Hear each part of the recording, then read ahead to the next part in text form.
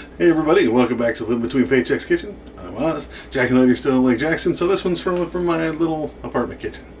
It's my set now, I guess. It's my little tiny galley kitchen. Anyway, it's still soup season. It's cold. This is great. Some people have been asking for some more vegetarian stuff or just vegetable stuff. I think I have the broth here. It should be just vegetables. So this is going to be great. It's going to be awesome. I think. I don't work with squash a lot, so it's going to be good. Before we do, be sure to like, share, subscribe, do all the YouTube stuff, ring the little bell, get notifications. Check the link down the doobly-doo for our merch, because it's a holiday thing, and we're a small business, and we appreciate everything. And let's just get into the food. That's what you can call it. It's squash. It's food. All right. This is relatively simple. This is some easy stuff. You're going to need a butternut squash. I don't know if this is size. I guess this is just the average size of the butternut squash. You're going to need an onion. You can go with the Vidalia. I decided to go with the purple one, or red, whatever. You're going to need some of the pesto here, which is really good. You want the creamy stuff. And you're also going to need some kind of pasta. Any kind of pasta you want to use with this is fine. I'm using the mini penny pasta from Barilla. They suggested the diatini, but I've never heard of it. You're going to need a little bit of olive oil, about 2 tablespoons just to saute some stuff. You're going to need 6 to 8 cups of broth. Now, I'm using chicken broth. You can use vegetable broth and keep all the animal out of this, and that's fine. And then salt and pepper to taste. That's relatively easy. You're going to need a pot to simmer it in, or I'm just going to cook the whole thing in one big pot, and you're also going to need a blender of some time, because you need to puree this thing. Alright, first things first, always wash your fruit and veg. You're going to need to skin both of these, so I'm going to peel this one. Might take a minute, I don't know, we'll see. Onion, easy enough. Now, got the onion ends cut off and the skin off. Now, I've got the skin off the squash, but it is an arm workout. Like, I almost got a cramp in my forearm trying to get that done, but it's done. So, you want to cut this up. You're going to end up pureeing them. You just want to put them into some smaller pieces, just so they'll cook and saute a little bit better. Okay, that's why I got my plate over here, just so something to set them on when I'm done. Just giving my onions a quick once through, like, really rough chop. I should probably cut those again, but I'm not gonna. Like I said, I just do the whole thing, set it to the side. Now, the squash, never cut no squash before, so, that end is easy, and now squash is really hard. Like this. So just kind of be careful, especially if you're using a sharp knife. Shout out to Andy. The knife is still sharp. It's just the squash is very hard to cut through. Oh, I didn't realize that they had little holes in them with seeds. Yeah, so go ahead and pull that out. Scoop that junk out. Well, unless you're turning it into a pumpkin. So yeah, I just scrape those out, and we're going to cut them down into, dice them easy. Cut them lengthways, then cut them widthways. That's the easiest way to do this. Again, you're going to need a nice sharp knife. Be careful with your fingers. Please, please, please be careful. If you don't have a sharp knife, a chainsaw would probably work as well. Just, again, be very careful. Again, use those pieces, set them aside. You're going to do separate them, because you're going to do your onions first. So get your pot, whatever you're cooking on, put it about medium high. Get your pan lotion there, your olive oil, and I just cleaned that pot, so there's a little water in the bottom, so don't worry about it too much. You want about 2 tablespoons in the bottom, because you're going to saute your onions first. You're going to do them for about 5 minutes. Once your oil is up to speed, bubbling a little bit, just go ahead and add your whole onion that you've already chopped up. It's the entire onion that's not whole at that point. Give it a nice stir.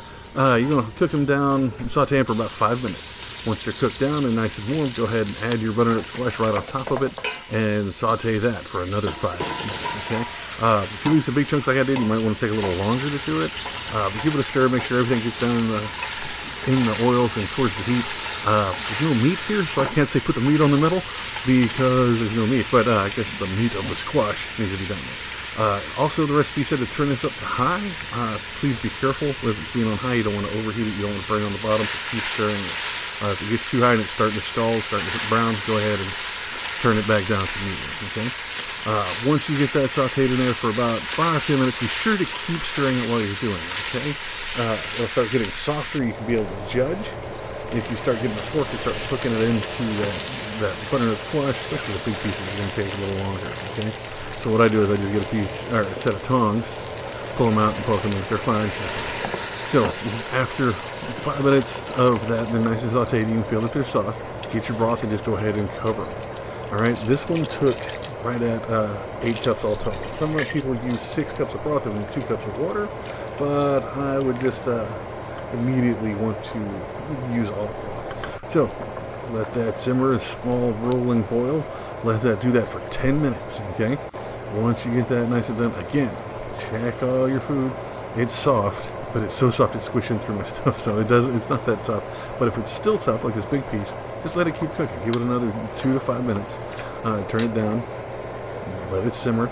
Now, once it's simmered and everything's soft, get your blender out, or you can take it and start doing small batches in a regular blender. Pull it out, blend it down to a puree till it's fine, or just use one of these. This worked pretty well. There was just so much squish, it was just working at it. It took a little time, pulling out and doing the batches are fine, that's too. You just want to bring it back out and simmer it when you're done. So just take your time, get it nice and blend. Like I said, I was just like, oh, okay, I'm new to the cheater beaters here. So it took me about 5 minutes, got it nice and pureed and thick and soft, and everything's cut up in it. I think there's 2 or 3 pieces of onion there that are floating around, but it adds color. So once you get that, bring that to a nice simmer, and then you're going to add your pasta. Now, it says half a box of Bahia pasta, all right? That was the only measurement. I think I got it from their website. So add that in there, and you want to cook it for half time that it tells on the back. So mine said 9, so I did it for about, 4.5 minutes or so. Let that cook down. And now, while it's cooking down, go ahead and add your seasoning. Salt and pepper, whatever you want to add to it. I did a little bit of salt. I'm not that big a fan of salt, but a lot of pepper. I'm a fan of pepper. To make this more texture, I should have blended a jalapeno in there too.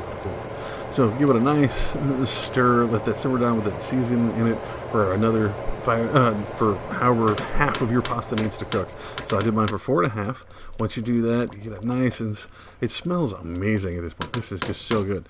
So then get out your basil and pesto, or your pesto genovese, and you want to do 3 tablespoons of this. It doesn't have to be even or flat. Mostly because I add a dollop of this when I serve it anyway. So put 3 of these into your soup, and then if any's still left in your tablespoon, just tuck it in there and stir it with that, and it tends to clean it out. Make sure you get it all out of the bottom. Get your spatula, give it a nice stir it all in there. The pasta's going to be in your soup's already cooked. So we're just waiting on the pasta's done. We're just waiting on this to simmer and get the flavor of the pesto through the entire thing. Give it a nice stir in. And then once you got it nice and stirred, cover it, remove it from heat, let it sit for 30 minutes. Okay? You want to wait 30 minutes, let it rest, and then serve it. This is amazing. This is done. This is a vegetable soup. I wasn't a big fan of before just by the name because I'm not a squash person, but this tastes amazing. I was really surprised, and this was really good. You can chill this. You can freeze this for a few days, good for a week or so. So meal prep, this will actually work pretty well. If you're looking for something that doesn't have meat in it, again, just change the broth. It's well under our budget. You can add stuff to this, other vegetables or whatever. Like I said, I was talking about adding a pepper to make it more Texas, whatever. But this turned out really well. Please give this one a try and let us know how you like it. And there you have it, folks. Another soup. It only took a little while. I'm not much on butternut squash, but this soup turned out really well. If you do it differently, you want to see us do it differently, please let us know. Put it down in the comments. That's what they're there for. You can also find us on social media. We're on Facebook, Pinterest, Patreon, and all of those. Live Between Paychecks Kitchen. You can also find us on Instagram at Live Between. My AC just came on, so I hope that doesn't distract you. And I'll see y'all next time. Y'all be safe.